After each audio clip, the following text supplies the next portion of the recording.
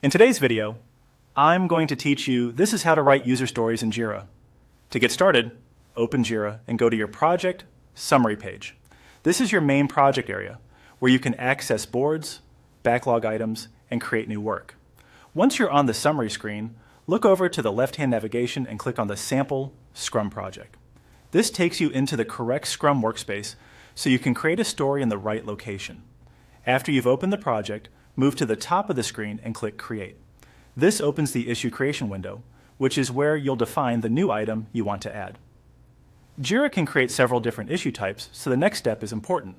In the Issue Type dropdown, first click on Epic. This helps you view the available issue types in the menu. Then switch the selection to Story, since a user story is what we want to create here. Now you can start filling in the details of your story. In the title or summary field, enter a sample title. Keep this short, but specific.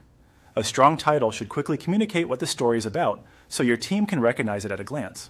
Try to make it clear enough that someone scanning the backlog can immediately understand the purpose of the work item. Next, enter a sample description. This is where you add the main details behind the story. The description should give enough context for the team to understand the user need or expected outcome. When writing user stories, clarity matters more than length. A simple, well-written description is usually more helpful than one that is long but vague. Make sure the wording is easy to understand and directly related to the value the story is supposed to deliver.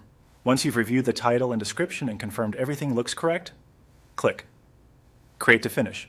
Jira will then generate the new story and add it to your project. That's the full process for writing a user story in Jira. The key idea is to make sure you're creating the correct issue type, then giving it a clear title and useful description so your team can act on it without confusion. If you follow this flow consistently, your backlog will be much easier to manage and much more useful during sprint planning. And that's it. You now know how to create and write user stories in Jira from inside a Scrum project.